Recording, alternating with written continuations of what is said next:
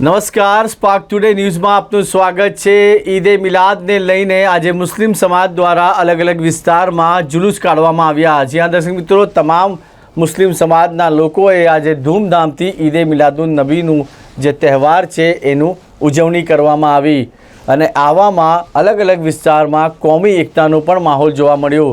આપ જે આ દ્રશ્ય જોઈ રહ્યા છો એ યાકુતપુરાના છે અને યાકુતપુરા ખાતે પણ તમામ જે હિન્દુ ભાઈઓ છે આ જુલુસમાં જેટલા પણ મુસ્લિમ ભાઈઓ જોડાયા હતા એ તમામનું સ્વાગત કરવામાં આવ્યું।